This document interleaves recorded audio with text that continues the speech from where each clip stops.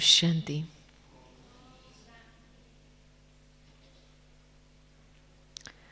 Madhuban is often a time when we collect many, many treasures. And I've had the good fortune to be in Madhuban for a good few weeks. And so there's many, many treasures that the soul has collected on the way.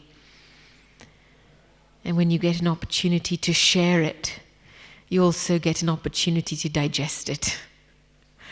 And so this isn't class time, this is digestion time for myself.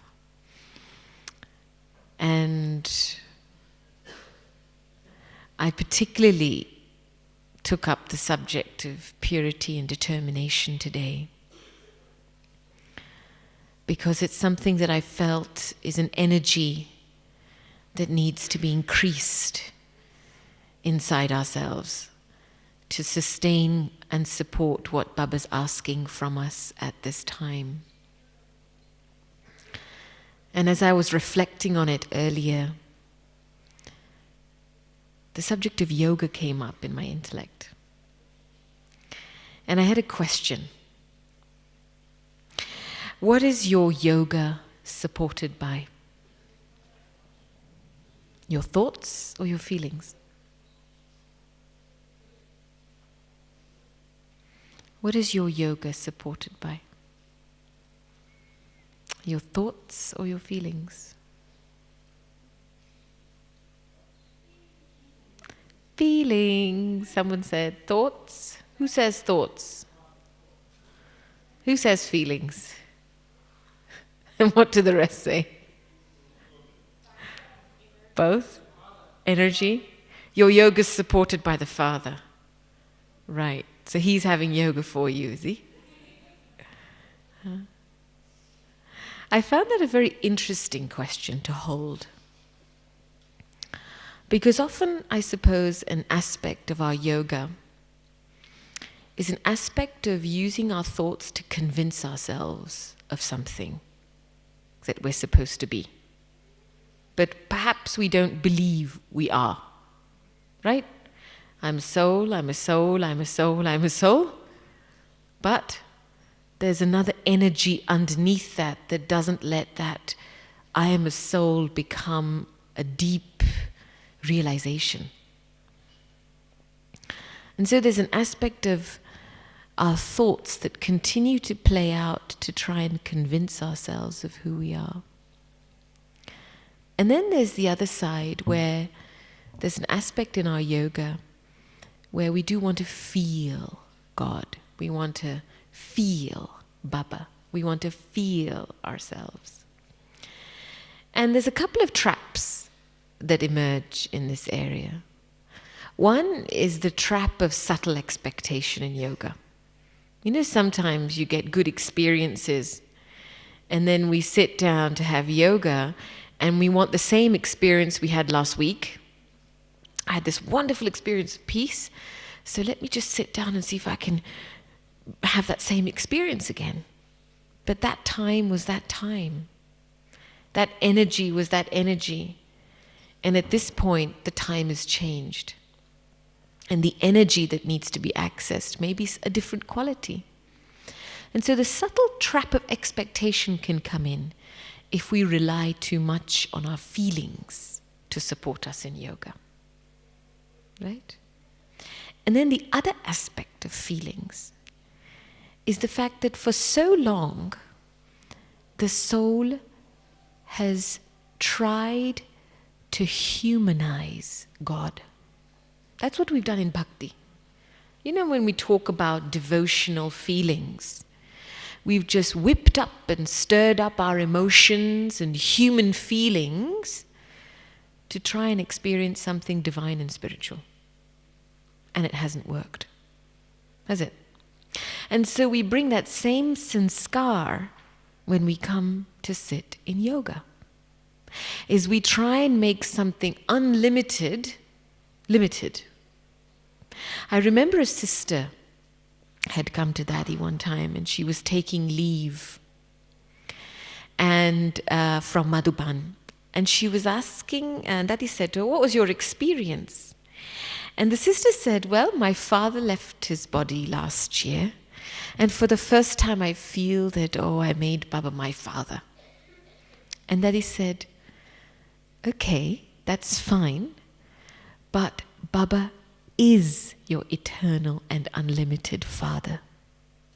This father that you are missing is only a temporary experience of one birth. So how can you make unlimited Baba into such a limited human experience? And so in the same way, I wonder how much of our experiences in yoga are attempts to humanize something that's unlimited. And so these were a couple of aspects that I felt we need to be aware of and draw our attention to. And when we come to the subject of purity and determination, I just want to take up the subject of determination first. And sometimes the word determination perhaps could indicate an aspect of force, where I have to become this, I have to do this. But behind the energy of I have to become this and I have to do this, there's a subtle heaviness sometimes, yeah? And a subtle tension. And the energy of determination seems to be the energy that comes from a place of deep realization of who I am. That I can only awaken a sense of determination when I know that the destination is fixed. Because sustaining a determined thought is already having faith in the outcome of something. If I don't have faith in the outcome of something, in the outcome of my own complete and perfect stage, or the experience of that, then I drive my thoughts and I put pressure on myself. And that's when the soul begins to experience a subtle level of tension inside. Now, this whole thing about making your complete stage, having an experience of your complete stage in yoga. Often in yoga, we tend to, perhaps to a certain extent, overuse our thoughts too much. And really, when you look at the subject of yoga and remembrance, it's really the energy of the soul relating to the energy of God. And how much do I use my qualities and my deepest pure feelings in yoga? Because that's the basis of it, right? Any relationship and energy draws energy. And so as I begin to use the power of my truth, my honesty, I draw Baba's love. As I use the power of my purity, my selflessness, I draw Baba's blessings. As I use the energy of my courage, I draw Baba's sakar. And so it's a deep usage of my most innate qualities. And this is where I feel understanding the word dharana is very important for accurate yoga. Because this word dharana is often misunderstood to be behavior. And it's not behavior. The Sanskrit root of dharana lies in the word dhru, which means that which supports me from within.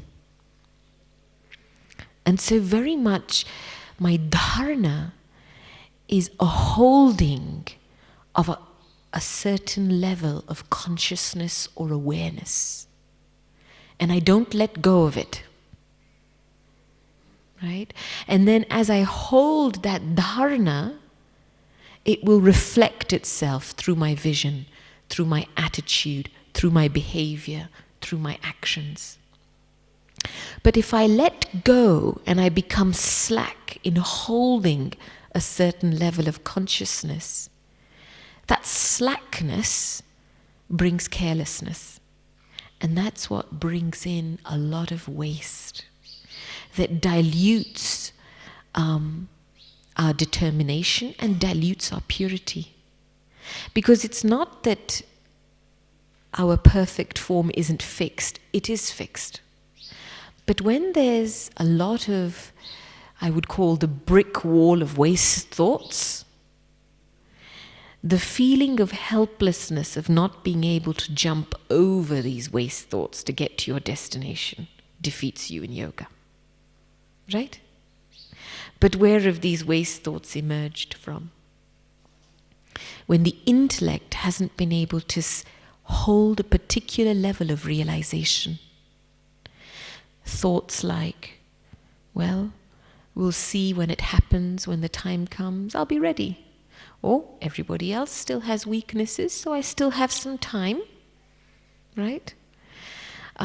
Or let's see, we'll do it maybe tomorrow, the day after, I'll start this next week.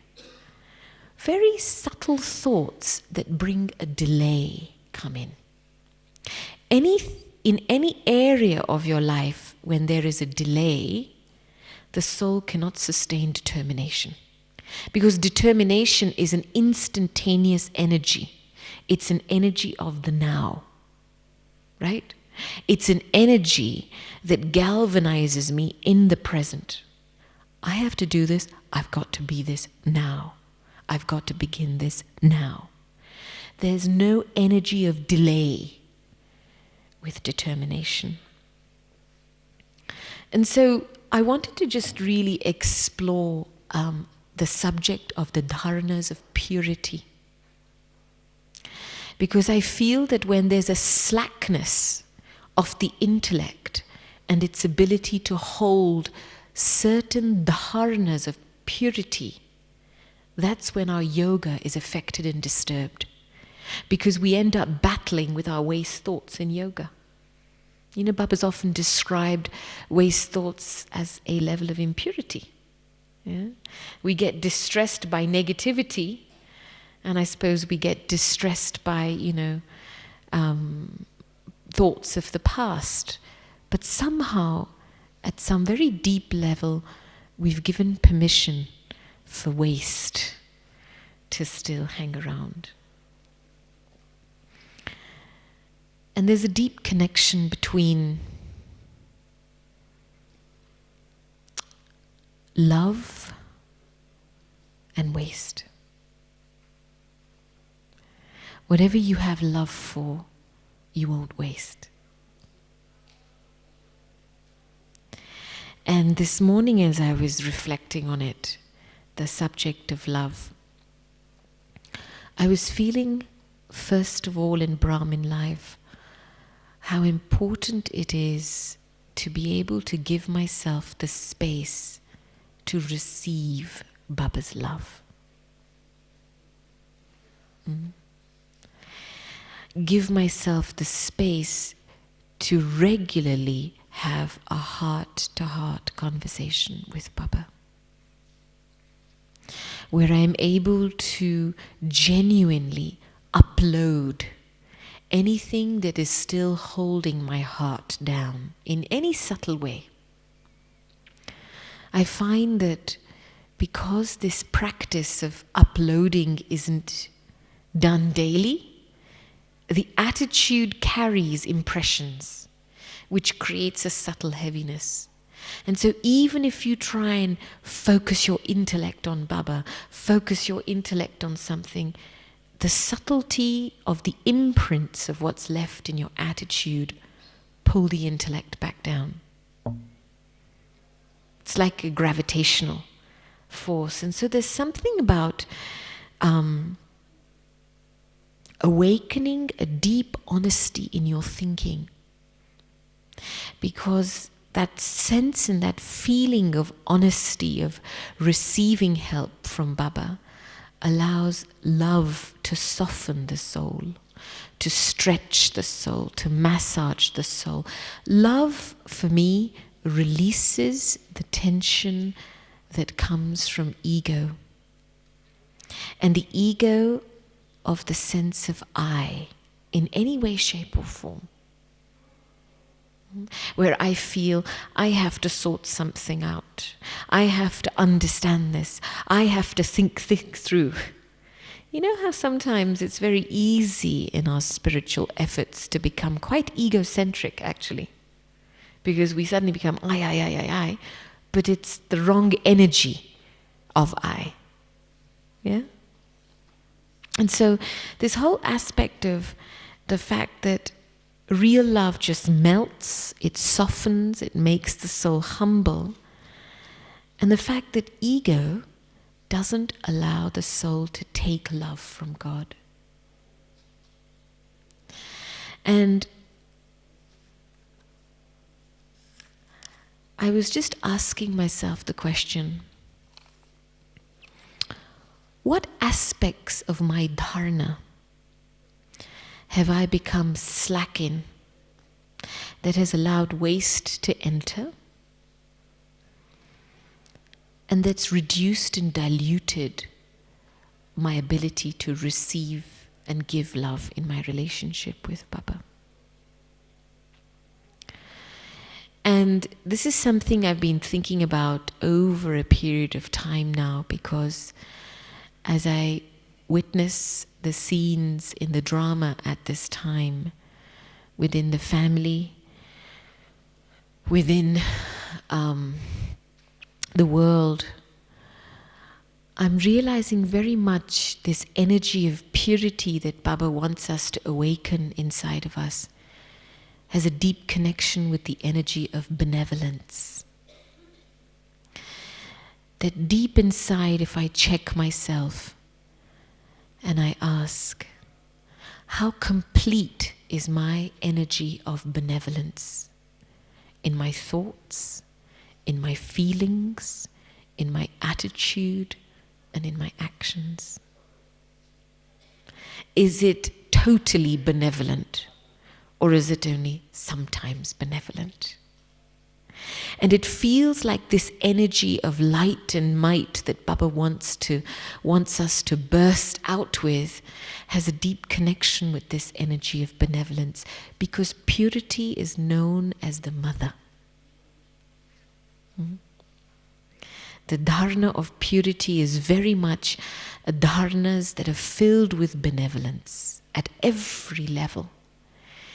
And it's the benevolence, the purity of the mother of peace, the mother of happiness. And I feel that this energy of benevolence is the energy or the fire that we need to stoke at this time. That no matter what, my purity and my determination is to keep my benevolence levels high. Right? Because when I keep my benevolence levels high, it's like I provide a platform through which Baba can reach many, many souls. Because between God and the rest of the world is the instrument. And whatever bhavna the instrument holds, that's the bhavna that God can use to reach out to other souls. And so to the extent that my bhavna is pure and is benevolent, to that extent my vibrations will have a much broader and unlimited reach. And so the closer I come to Baba, the more benefit souls will have in my company. This is a very deep aspect of purity, and an aspect of dharana is the dharana of benevolence, first and foremost. A very deep checking, because I feel this is the fire that Baba's asking from us now. You know, everybody's been talking about what's the volcanic fire of yoga? What's the volcanic fire of yoga? Well, you know, it's not just some physiological, physical experience. It's a deep, deep energy of purity that's stoked with determination and focus, that no matter what, every resource of mine has to be used for the benefit of another. That no other thought comes in between to make me shrink back and compromise my benevolence, my ability to give. One of the other aspects that I feel is important at this time is that when I look at the history of the yajna and I look at 75 years we've accomplished, my feeling is that 75% of so much has happened already. A task has happened, a message has spread, there's so much clarity around knowledge and yoga. And so the 25% that's remaining, there's a lot left still, but in that 25%, it's going to take an energy of 75%, individual and collective. And I'm finding now that up until now, all of us in our little service places, wherever we've been, have been contributing to making Baba's service grow. But it's now going to be the energy of one thought across the family and the wave of one thought that's going to accomplish the 25% that's left.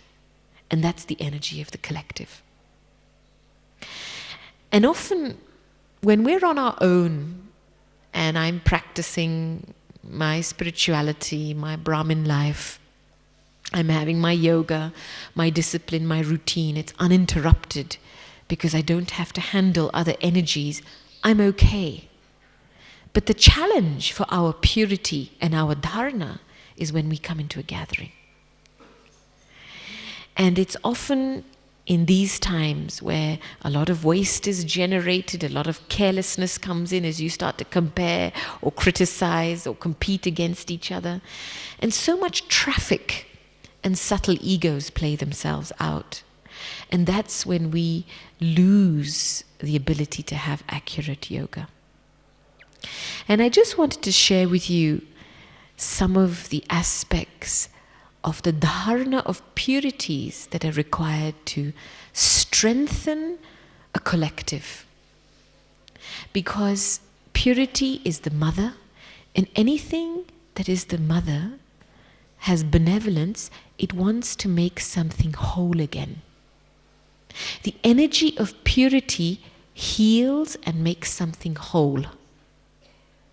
Impurity disintegrates. That's the job of impurity. In a gathering, in relationships, there's friction because the energy of impurity fractions things and it creates disintegration. And that's why there's such a deep connection between purity and unity. And so one of the first aspects of purity and a dharana is the dharana of renunciation. And one aspect of renunciation that struck me very much from Baba's latest Murli is really recognizing your own weakness, your own weak sanskar that keeps playing itself out again and again through your thoughts or through your feelings, recognizing that and saying no. Very, very deeply, that I don't want to use this old sanskar. So a deep level of disinterest and renunciation for that. And the thing that's linked to that, and especially when we come into a gathering, is that the old sanskars of people play themselves out. People will say something you don't like. People will do something that you don't like. What do I do at that point? if I've genuinely renounced my old sanskar, then in that moment when someone says something or does something according to their old sanskars, I will have the power not to give it any attention. Because when I don't give that attention, I actually help someone merge a sanskara. And that's the help we need to give each other. Yeah? It's like a dancing girl on stage. She's dancing away to a tune. And if nobody's watching her, what's she going to do? Stop. Right? So in the same way, one of the ways in which to begin to increase the power of purity in our gathering is really having a very firm, determined thought of not listening to anything or anyone at this level. And that this is a help not only for yourself, but for that soul to help them merge their old sanskar. And this dharana of cooperation is very, very deep and very, very important to be able to sustain our purity at an individual level and at a group level. One of the second aspects of dharana that I find is perhaps slightly more difficult, because the way in which the ego plays itself out, is this whole dharana of you first. Right? Of someone says something, I accept. Another one says something, I accept. That there's this kind of seamless harmony and acceptance of one another's ideas. This is often not very easy, especially when I'm attached to my own ideas about the way that I think something needs to happen. And often when we come into a gathering, the disintegration that can occur in a relationship or in a group occurs when there's this energy of you and I. You said this and I said this, and I have said this and you said this. And this plays itself out so much in the service field, where when we get caught and trapped in this game of you and I, this is the primary cause of friction. And as an instrument, one of the dharanas of being able to keep another first is always having this feeling of what does Baba want, bringing Baba into the picture first. What does Baba really want here? Because when I put Baba in the picture, then it suddenly doesn't matter how somebody else sees it or how I sees it. You've suddenly taken the you and I out of the picture and you've gone up to look at something from a very unlimited level. And the moment you bring Baba into the picture, you bring matters to a close. You focus along the same energy. You start to reconcile my way and your way, the conflict that happens versus my way and your way, and both of us begin to reconcile to what is Baba's way. And that's when you start to bring matters to a close. But very deep, it requires a very deep checking in my own personal attitude around this energy of you and I. Because that's the energy that creates debating in conversation. It's the energy that creates comparison. It's the energy that creates cleverness. You know, where you start to try and prove knowledge in a very subtle way, but it's actually not a real dharana. Yeah? You're actually hiding something inside.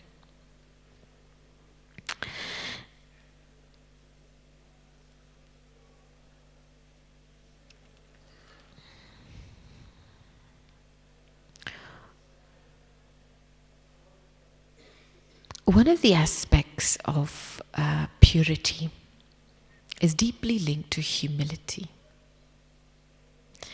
And humility, I feel it took me a long time to understand this energy. Where the energy of humility isn't the energy of looking at myself through the lens of my weaknesses. It's not the energy of bowing down to my weaknesses, but it's actually the energy of bowing down to my virtues. That's the energy of humility. I deeply love this act of Namaste that they have in India, because the very word Namaste means I bow to the divine in you. And this morning, as I was sitting listening to Murli in Pandav Bhavan, I had this deep wave and feeling of my own purity in its most elevated form. And I'm bowing down to that purity. And the humility and the appreciation of the self and the virtues and the value of the self is very deep, and it creates a degree of softness inside the soul. Because when I deeply recognize my value and my worth, then I have nothing to prove at all, in any way, shape or form. And this is where I think that when the soul comes into the gathering, the soul is able to renounce its own greatness. Yeah? What happens when we enter a field of service? Ideas are bouncing back and forth. Discussions are happening. Somebody says, I have a good idea. Another says, I have a great idea. I have this idea.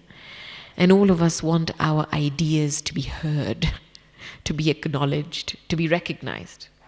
Right?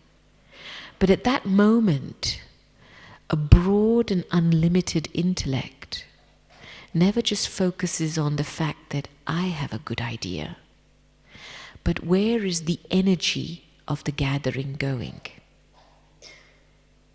Right? So I don't ever bring in, I have a good idea, and disintegrate the energy of the gathering. Because it may be a good idea, but if it disintegrates the energy of a gathering, then even something good becomes ordinary. Because the energy of purity is unlimited, and a broad intellect always looks at the bigger picture. What is happening right now that is beneficial for everyone? Not just me, but for everyone. And I have to support the majority of where the benefit lies.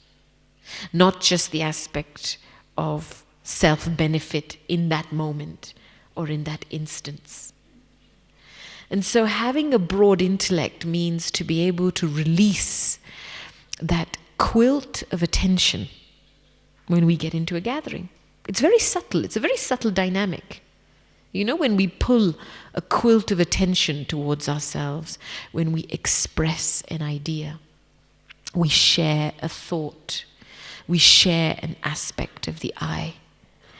And we can temporarily pull that quilt towards ourselves. People will listen, but then they'll drag the quilt right back again. Right? And then it'll just become a game of opinions versus opinions, ideas versus ideas, and nothing unified or deep is being co-created or generated. This is very deep. I often find that even when souls share Gyam, I don't know if you have this experience, but it's a point and an opinion versus an opinion and opinion, but there's no building and deepening of each other's energies and ideas. And so renouncing the quilt of attention is a very deep aspect of the dharana of purity that's important. These are subtle dharanas because it's these dharanas that if the soul doesn't pay attention to, we actually can't have yoga. We can't. Because the soul is so lost and become egocentric that the only thing that happens in the head is a mental chatter. And so your connection with God is just a one-way street. This. And he's like, just give me some space to talk, please, or speak to you. I do have something to give you. Just let me come through, right? And so I find that a lot of the distress, anxiety that souls experience in yoga comes from a place of having become too egocentric in their efforts. So understanding this dharana of purity is knowing and having a broadness and unlimited, a sense of benevolence, a sense of the bigger picture first. And it's really an aspect of generosity. And one of the other energies is that there's the importance of being part of the gathering. There's a deep value of being part of the gathering, that I don't separate myself from the gathering. You know, I was asking Daddy that day during the interview that often she was talking about certain illnesses where souls fluctuate, souls, get mischievous in using their senses. But there's another illness that's deep within the Brahmin family, is the illness of not feeling acknowledged, not feeling appreciated, not feeling valued, right? I want to be respected, I want to feel valued, I want somebody to know the service I've done, I want somebody... And I remember asking Daddy about this. And Daddy defined honesty in service as the energy that will help a soul come closer to Baba, not come closer to me. And so if any aspect of my service is subtly driven by a need for acknowledgement or a need for respect, then it's not really service. And yet, it's this aspect, when we don't feel respected or acknowledged, that subtly separates us from the gathering. You know, I often find sometimes souls will come and they'll say, well, I'm not being given chances to do this, I'm not being allowed to do this, so can I go somewhere else and do service? And it makes you think, well, have you understood what service is? Right? What kind of service do you think you're going to do if you go somewhere else? Where's the shift in attitude? And so this deep value of being part of a gathering, because the sanskara of being part of the royal family comes and is created by being part of the gathering in the Sangam Yuga. If the soul does not have the strength to be part of a gathering here, now in Sangam Yuga, then how is it going to come into the royal family in the future? There's a very deep connection between what's happening now and what will happen in the future.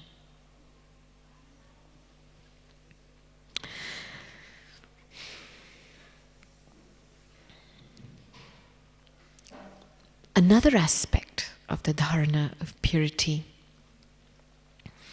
lies in my ability to merge my thoughts.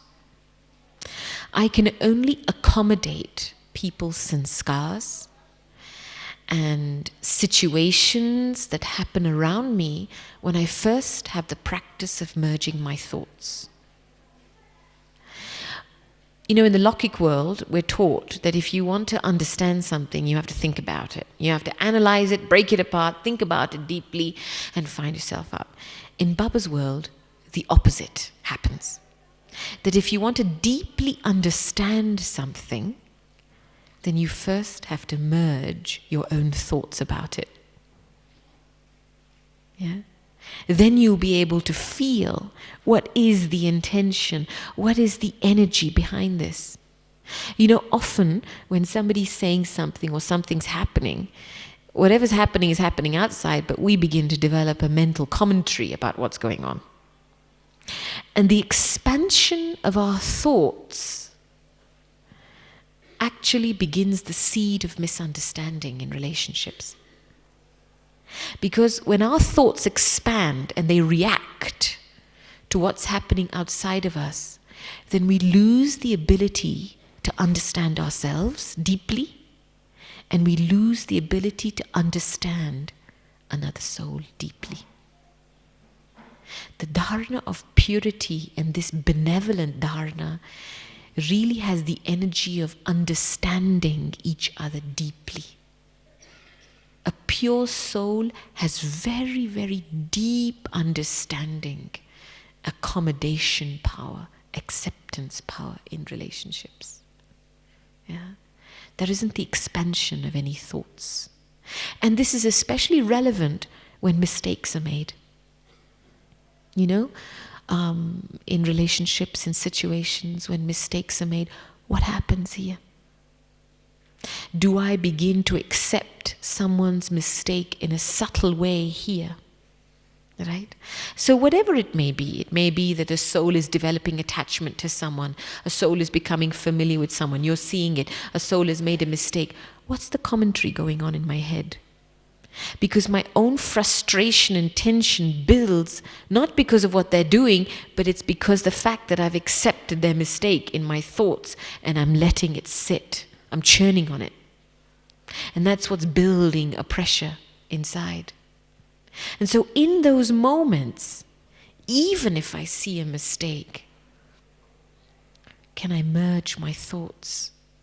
And this act of merging is a real act of love. And it really requires deep, deep faith in one another. Deep faith. And what am I having faith in? Faith in the purity of the soul and their connection with Baba.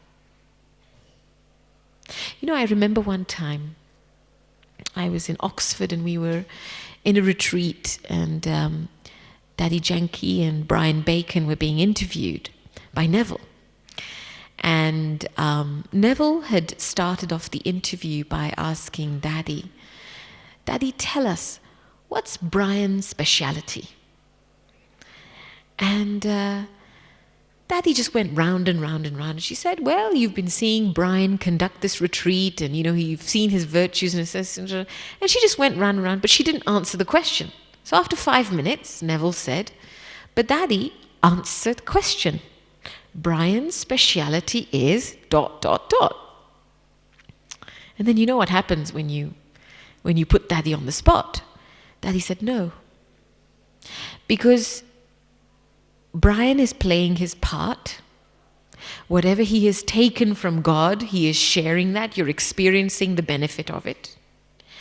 If Daddy was to tell Brian what his specialities are today, then it's going to give permission to Brian to tell Daddy what her weaknesses are tomorrow.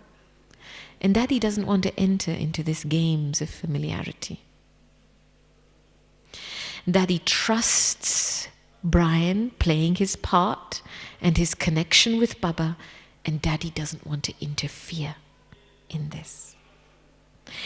And this struck me very deeply, you know, that the aspect of our dharana of purity is not even letting our thoughts touch someone else's mistakes, not even letting our thoughts touch someone's virtues or qualities.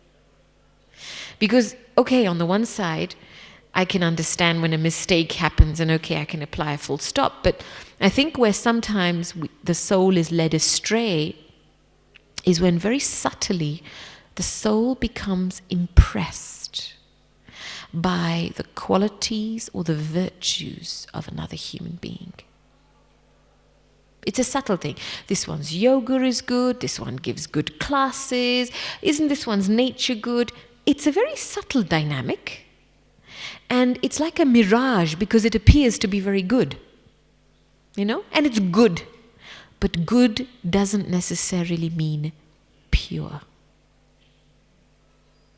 Because in that moment, the subtlety of being or allowing yourself to be imprinted by someone else's virtues and sanskars, letting yourself be subtly impressed, means that you've let yourself be defeated in purity.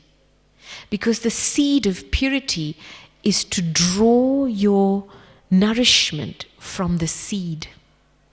And in the moment of letting yourself be affected or imprinted by someone's sanskars, you've let go of the seed and the foundation, and you're swinging on some colorful branches and enjoying yourself. And it's fun, and it's great, and it's pleasurable, but for a short period of time. It is never deeply, deeply fulfilling, because you're just swinging off those branches and you've lost the connection with the seed. But deep inside, sustaining the bhavana of appreciation is sustaining the bhavana for what Baba has given this soul. That my lens of appreciation of another is always through the lens of recognizing the gift that Baba has given this soul. And so what my appreciation of another does is it deepens my appreciation of Baba. And it deepens my appreciation of what Baba's giving me. It doesn't make me trapped in anyone's name and form. Do you see the difference? It's very subtle, this dharana of purity, because it's so easy to become trapped in each other's name and form. And it appears to be good. A lot of familiarity develops, and we begin to lose our power significantly. And that's when, I suppose, you allow the intellect to expand. Your intellect goes into expansion mode. And you will think about this and that and the other and please yourself with knowledge, but not ever be able to capture the essence of knowledge, to experience the power of knowledge. Yeah, the light and might is that the proof of knowledge is that it brings love, lightness, happiness, and freedom in my life. If knowledge is only bringing more expansion in my intellect, something wrong. So this whole dharana of not accepting anyone's mistakes or even virtues in my thoughts, or not making anyone else accept them either, is a very deep aspect of this dharana. So these were some of the thoughts and reflections I was having around the subject of purity and the dharana of purity that needs to be upheld for us to be able to relate to Baba accurately,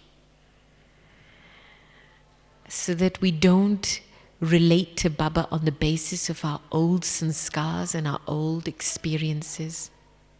I think what tends to happen, and which is one of the primary reasons for waste thoughts to come, is that we mix the past with the present. We mix our old sanskars of the past with the new godly sanskars we're creating now. And as we mix these things, a lot of waste, a long queue of waste is generated inside. And so there's a deep attention that something that is pure will always remain present. It won't touch the past. There's no need for it to touch the past, because it doesn't need to take any support from anything.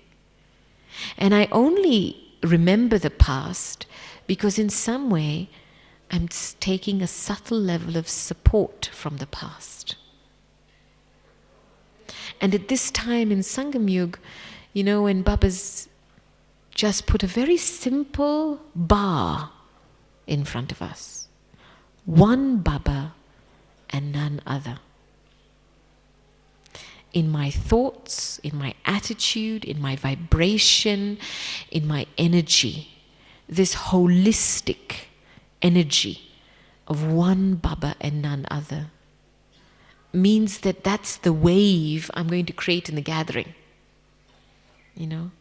That's the energy that's going to help souls. It's going to pull souls towards Baba. It's going to let Baba's Sakash reach souls.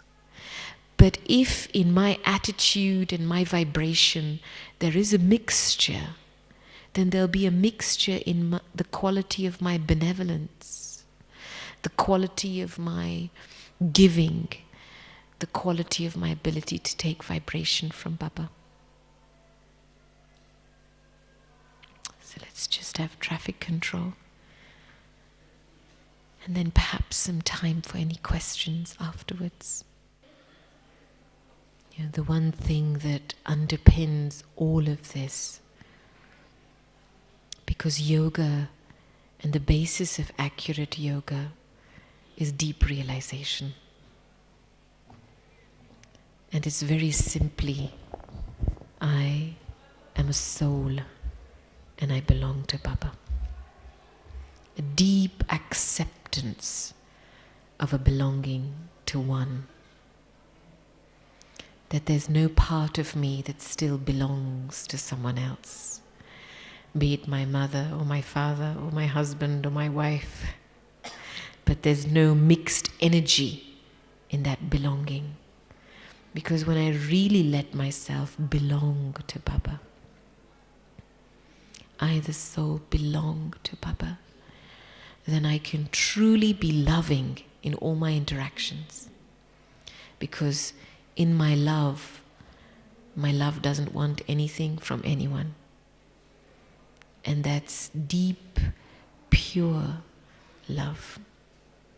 And so go back in your journey of Brahmin life and ask yourself the question, have I deeply accepted I am a soul and I belong to Baba? What does that statement do for you? Does the heart go yes? Or does the heart go, sounds good, but I'm not sure? Or maybe not all of it. Yeah. And so the deep aspect of enjoying Sangam Yoga is increasing this energy of belonging to Baba. And that's what sustains our purity at a very, very deep level. So I'm just aware I've kind of parachuted on this topic quite differently than you may have expected. And I'm just wondering if it made any sense, first of all. And if you have any insights, any experiences, or any questions, any thoughts, reflections as you were listening.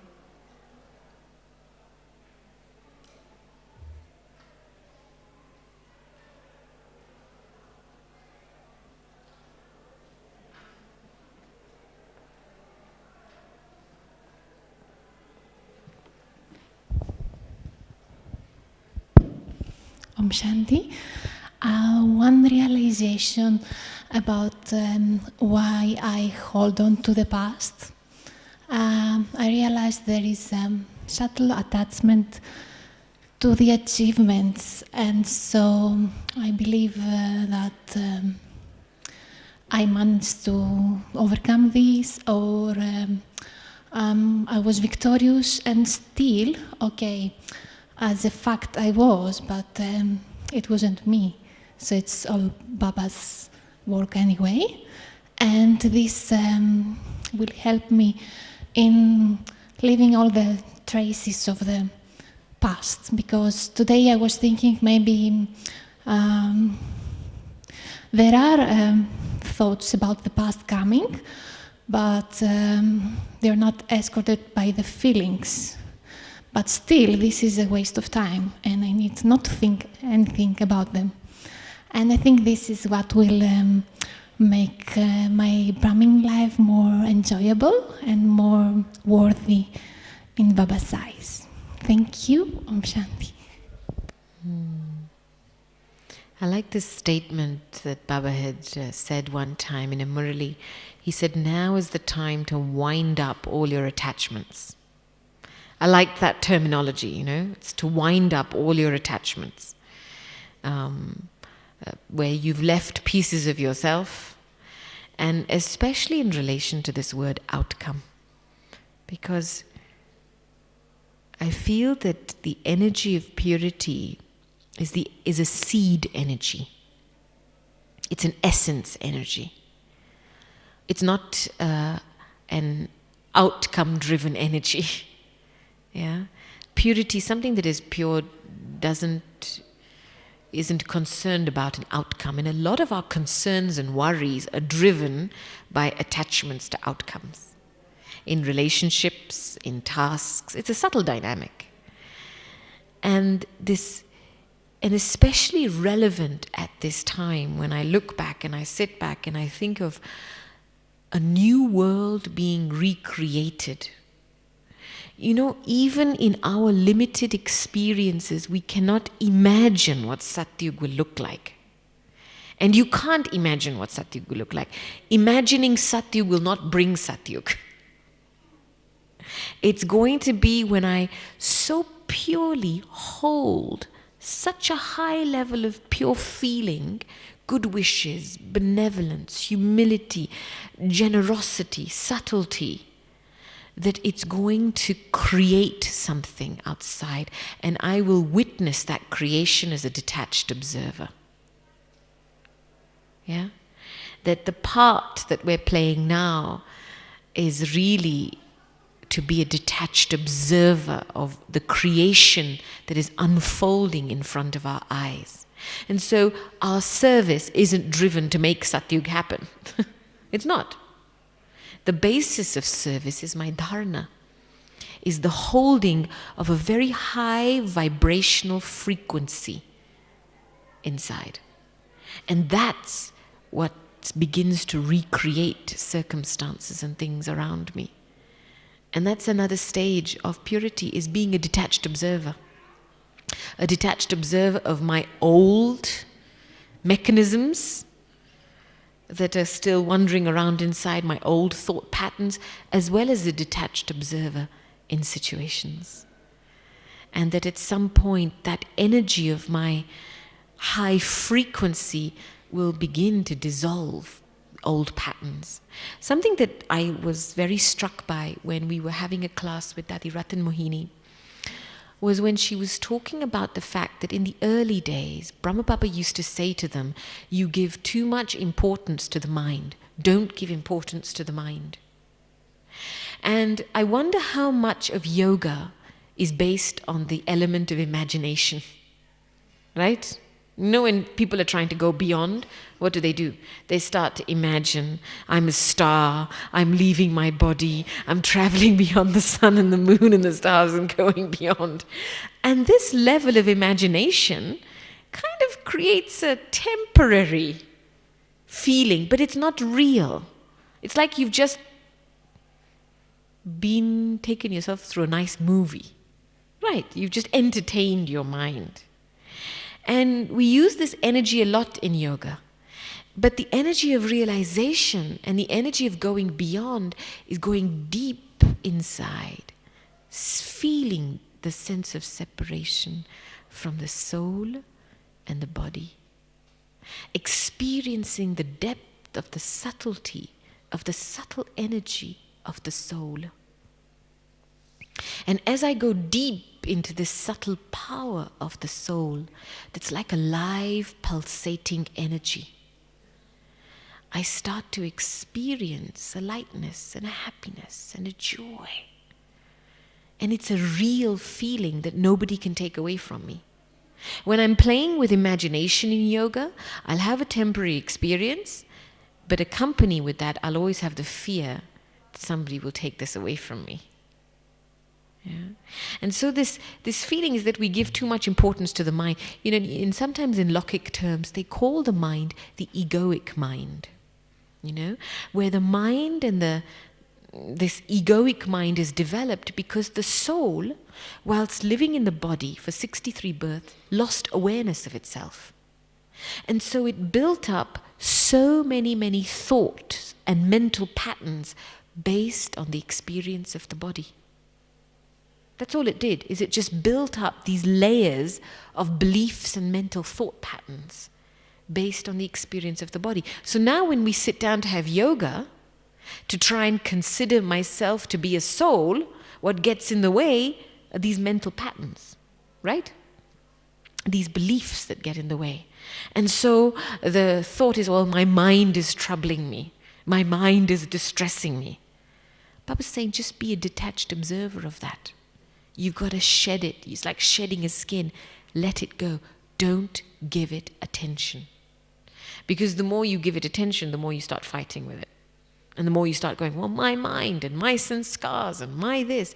And when you take ownership over your past and something that's old, it controls you. And that's what distresses you. And then Baba's right out of the picture. Because your sense of ownership over Baba has weakened. Because you've owned something of the past. And so to be able to know that in yoga, what I'm reinforcing is the deep, deep energy and the power of the soul. And I have to practice that separation and detachment so that I can experience the subtle energy that I am as the soul.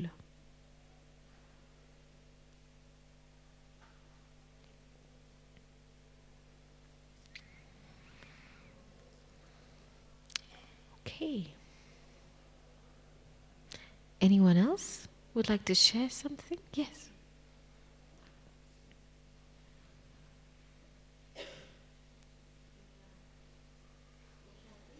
You need to switch the mic on. Hello? Yeah. You told us that the gathering is so important. I think since I am with Baba, I experience so much pain in the gathering because of my high expectations of the people around me. I'm always told that we should become one family, but sometimes I don't experience the feelings of becoming one family. From my side, I am doing my best, but sometimes I have the feeling that it is not coming from the others. And in previous situation, you have chosen your own friends, you had your colleagues, you know how to make friendship with each other. But in Baba's house, sometimes I find it very difficult. People are quiet, they don't want to talk, you want to share your experience. And I don't know whether this happened because I'm becoming more sensitive or what it is. So I would like to have an answer on this. I think you've answered your own question and you're aware of your expectations. I think another dimension to be aware of is that as Brahmins, as we walk the path of purity and our vibrations become cleaner, one other power develops, and that's the power to absorb.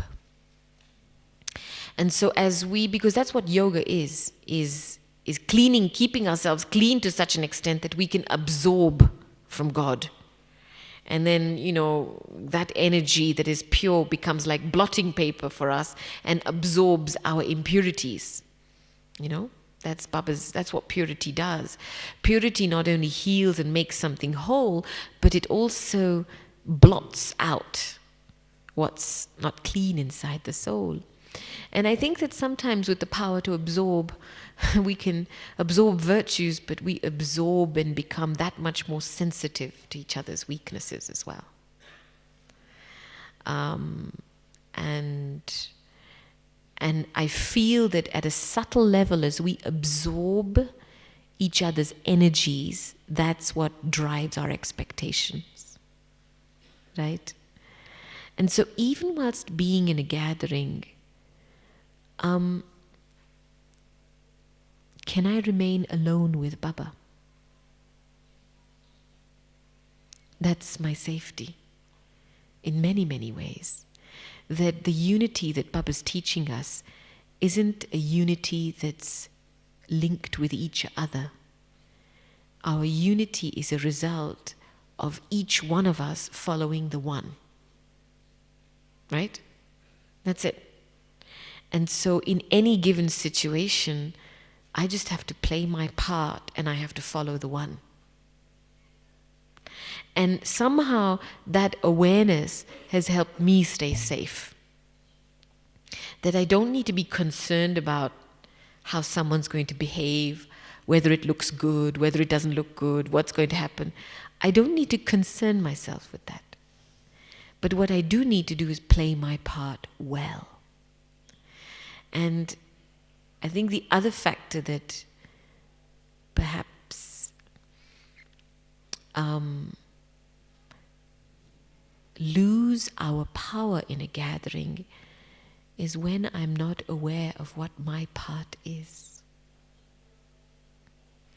Because I haven't developed an appreciation for my part, then very naturally my eyes will do all of these things. We'll judge, we'll expect, we'll criticize.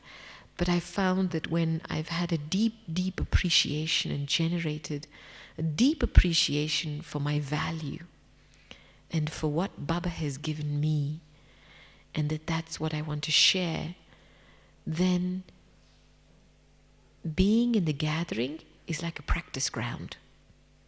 It's like a practice ground for me to practice nuisance scars, creating nuisance scars. Yeah? Because that's what the family in Sangam Yug has been created for, actually. It's not been created to support you in your spiritual life. It's only been created as a practice ground.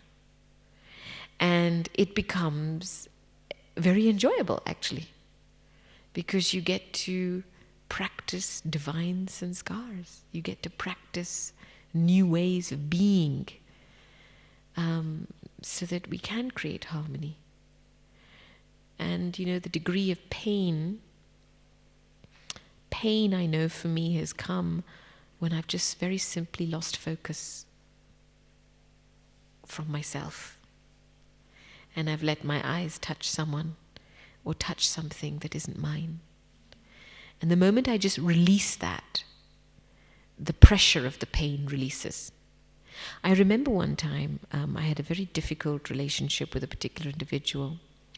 And this particular person had written me a whole long letter of defamation. Nice long A4 letter. All my weaknesses and all my... And they'd emailed it to me. And I remember reading this letter. And as I began reading it, it's like the pain began, the pressure began. And I just took this letter to Daddy. And I gave it to her. And I just sat down in front of her. She read the letter. And as she read the letter, and at the end of the letter, she just looked at me and she said, if you hold these things in your mind, then what Baba has given you won't reach that soul. And in that 1 second, she completely refocused me and relocated me to what matters. Right? Because I was asking her the question, how am I going to respond to this email? How should I respond to it? And she said, don't bother. Just don't hold this stuff in your mind, because then you'll lose sight of what you've received from Baba. You won't appreciate that. And what you've received from Baba won't reach that soul. And so there's something about keeping yourself healthily insulated in a gathering that's very important. Yeah. It does require deep humility to know what your part is and to give yourself that degree of appreciation and self-worth, because it will reduce your expectations tremendously. Tremendously. Does anyone else have any thoughts on this topic? Or an experience on this topic? Because it's a very important subject. I think a lot of our tests come when we come in a gathering, hey? In a very deep way. Yes.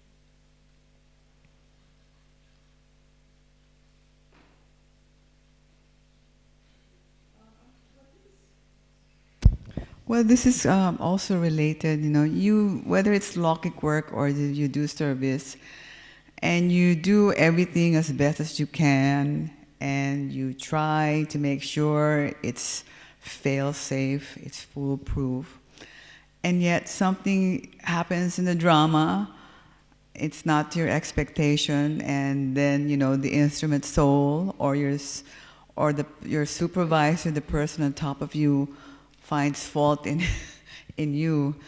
And it happens to me a lot of times, and I really feel so bad. So how can I, protect myself when I'm in that? And it's like I did everything the best I could, and I still get blamed, and I look bad. So how can I protect myself from that?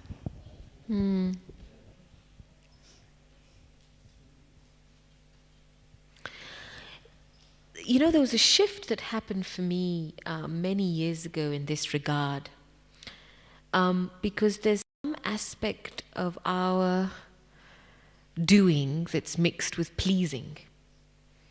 And I think that's when we cross a boundary of our own self-respect and purity, is that I do need to check that what I'm doing isn't driven by pleasing anyone. Because playing my part isn't about pleasing anyone, it's playing my part within my boundary of my self-respect. So that element of pleasing is a very tricky dynamic that needs to be honestly addressed at a personal level. And then the energy of trying to make something fail-safe. I used to be a deep perfectionist. Right? Every detail had to be worked out and sorted out and done, right down to the T. And I found that after a period of time, everything I did failed. It just never worked, no matter how much detail I went into it. And I began to think, hang on a second, Gopi. Within this act of trying to make something look perfect, you're actually becoming a control freak. And Baba's not in the picture. Your own divinity is not in the picture. And I had to change positions. It took me it was a pretty big transition for me to recognize that doing my best in a task had little to do with the physical detail and the logistic of something, and more to do with holding the purity of intention. We often think of doing our best as trying to control every detail in the drama. Doing my best is making sure that I'm holding my intention at its highest level in whatever I'm doing. Because as a Brahmin, I'm a master creator. Detail will be sorted out by others. But my job is to hold a pure energy, and the drama will self-organize around it. It's almost like I always say, God is my CEO and drama's the managing director. It's drama's job to organize and execute something. But if I begin to dictate to the drama how something needs to be executed or how something needs to be organized, I'm setting myself up to fail. Point blank. And this was a piece that shifted for me. That actually, let me just experiment in this situation and in this relationship of holding a pure intention. What's the feeling I want to generate here in this relationship, in this situation for myself? What's the feeling I want to keep alive? And that when I say I'm doing my best in keeping this feeling alive. That's what my best is. And I have found incredibly how in situations impossible things become possible. Somebody will be touched because the drama responds to your vibration. It responds to the quality of your vibration. It will send you resources according to the quality of your vibration. And so I think we need to just understand what doing my best means. It doesn't mean working something out logistically to the best of its ability. It simply means actually holding the purest intention for myself and for another.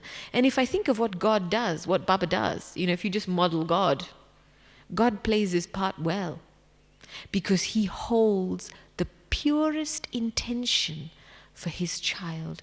No matter what the child does, Baba never compromises his intention by saying, well, I'm giving you so much knowledge and this is what you're doing? I teach you every single day and I'm telling you the same thing every single day and you still do this to me? Baba never compromises that quality. And I think somehow soul needs to trust itself at a very deep level to be able to hold a high level of intention. And so for me, it was the shift that the way I could protect myself was with the power of my own pure intention and pure feelings.